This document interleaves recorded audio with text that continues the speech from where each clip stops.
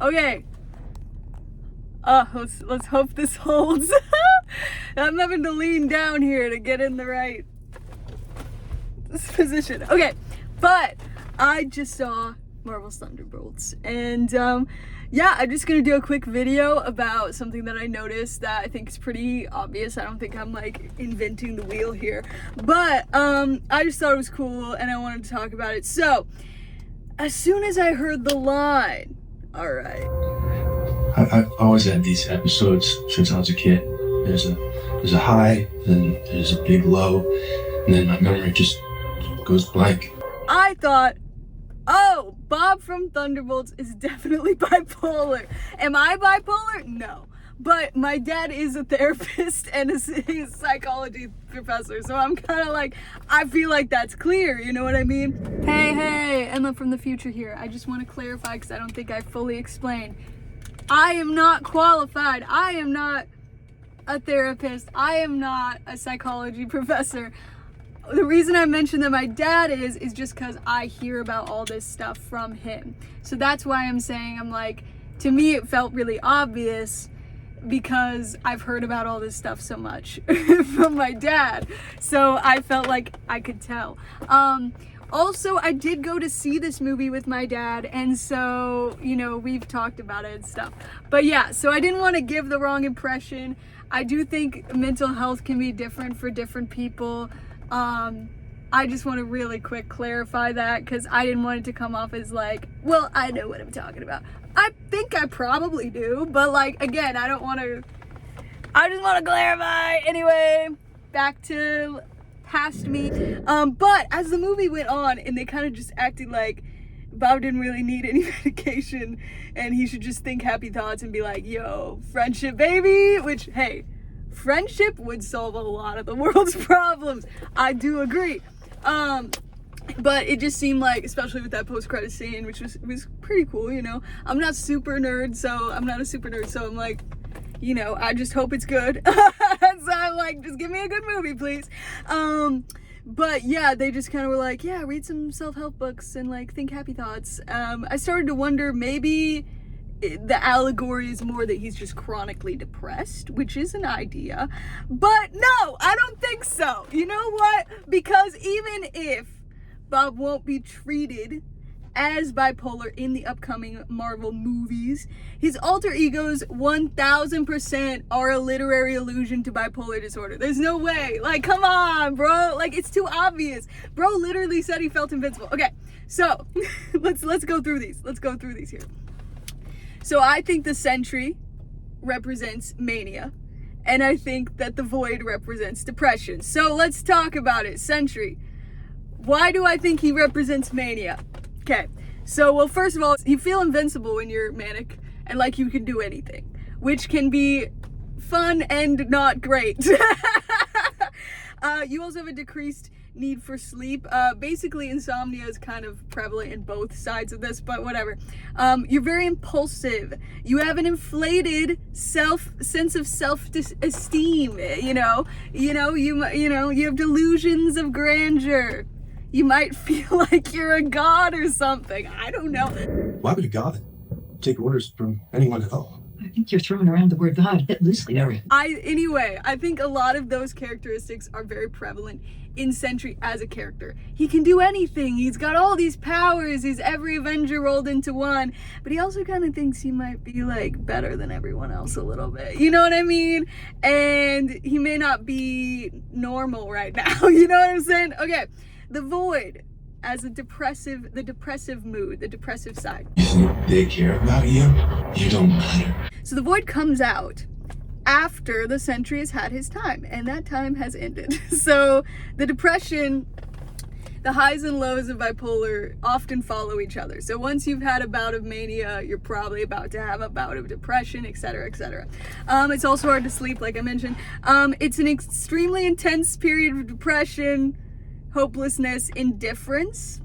You know, like, that's just how it is, bro.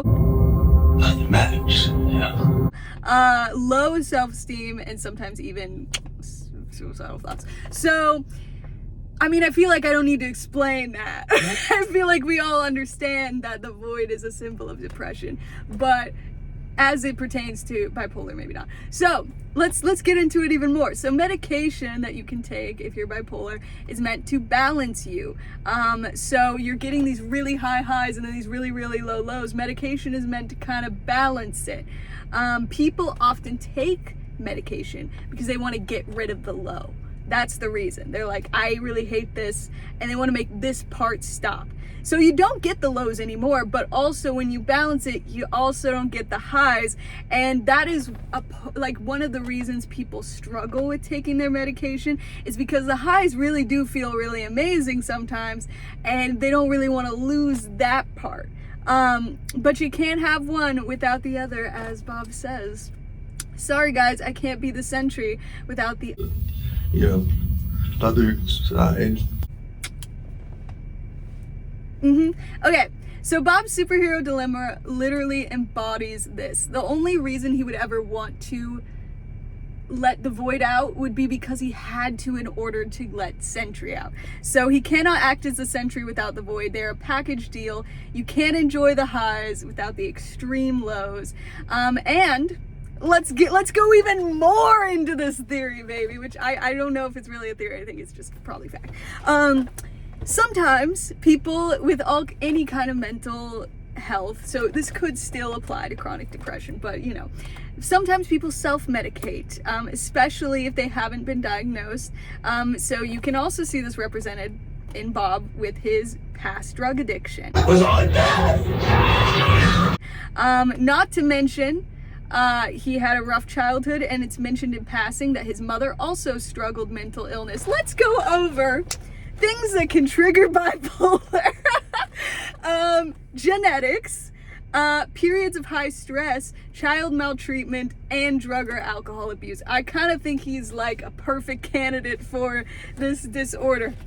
But again, it's nothing is exact. You could have those factors and not get a disorder. I don't know. I'm just shelling out my theory here. I may not be saying anything revolutionary, but I think it's a takeaway most people would have after watching Thunderbolts. But I am intrigued by the physical metaphor his powers create in regards to this disorder. To have his powers literally be manifested as bipolar symptoms, mania and depression in superhero form, I think it's a really cool narrative decision. I think it's interesting. And I think his eyes changing, you could also, I think when you're having a manic episode, your pupils kind of blow wide a little bit. And obviously Bob's eyes change when he starts feeling his superpower stuff happen. So anyway, it's getting really hot in this car. I had to turn the air off in order to not have it bother this recording. I wanted to talk about it because I thought it was a cool little thing, and I'm not seeing many people talk about it. Most people are just saying, oh, it's depression, which it could be. It could be. I'm just saying, I think as it's a very clear literary allusion to bipolar to me. I feel like that seems more likely, but again, I'm not bipolar. I don't know. I'm not saying it's a perfect metaphor. Yeah, I would be interested if any of you guys actually are bipolar, or if any of you guys like had different interpretations of the character. Go for it. But I think, I don't know, I felt like it was abundantly clear in the movie. Before people be like, well, it's DID because he forgets. I just want to put this in here that bipolar people also have memory issues. So, because I'll put it on the screen, I've looked it up, but 40 to 60% of people with bipolar also struggle with memory issues, and there's multiple reasons for why. When you're in a mood especially, it can be harder to focus on like any one thing, and so like your memories just doesn't pick up everything. It doesn't stick as easily. There's stuff with your hippocampus, there's, even if you're on medication, sometimes the lithium will give you like brain fog, or it's just like fuzzy and stuff, and there's lots of reasons for it. But it is something that does also happen in bipolar. So I know a lot of people are like, well, he's forgetting, he's losing his memory, so it's like Moon Knight, but it could be, I guess. Again, I don't really know what I'm talking about technically, but I feel like the evidence suggests it's probably bipolar, and I'm gonna die on that hill unless proven otherwise. But anyway, that's my last bit of a talking point because I didn't really address the memory thing. But also, let's talk about this real quick. I am gonna turn my air up a little bit, so just get used to it, babe, because I'm I'm pretty hot. I'm pretty hot right now. Oh, here's another thing. Don't look at outside there. But I was really intrigued by the fact that I thought in the beginning, because we were mainly just seeing telekinesis from Bob, I thought that would be a really cool direction if he had just been a telekinesis character, especially because he's just really overpowered, and I usually don't like overpowered characters. But not only that, every other person on the team is like a punch and shoot character, like they mentioned this, and I think it would have been cool to have a telekinesis person, just a different variety there, which obviously he still can do that, but you know. But what I thought his power was going to be in the beginning was making people want to kill themselves. Because every time he touched someone, it was like they were gonna die. Like when he touched Walker and he like started walking towards the edge, like he was gonna kill himself. And like later when he's the Void, like when he's like, oh, let me help you, it seems like he's trying to get people to kill himself. And I was like, that would be crazy. I was like, that'd be crazy, but it'd be sick. And I kind of wish they just did that. I feel like he didn't need to be, but now that I'm thinking about it, this is gonna be a weird reference. Anybody watch Ben 10? I did. So, he's giving Alien X right now, which I think is necessary because he has to really be a big asset if they're going to risk the Void coming out. So he kind of does have to be a little overpowered. Otherwise, why would he ever use his powers? You know? So I see it. It's one of those things where it's like he's probably not going to be invoked in the story very often because using him would be such a risk. But if he is invoked, he can do basically anything, which is basically the Alien X character in Ben 10, where it's like he can literally create galaxies, but if you turn into him, you may get stuck as him forever, and that would, you know, be terrible and scary. So, yeah, so like, yeah, anyway, I think I went on a little too long. I just wanted to get that into, because my makeup looks great today, and I wanted to get it filmed while I look good, because, like, I'm not going to go out of my way to look good every single day, okay? I mean, okay, so we're going to call it there. Bye!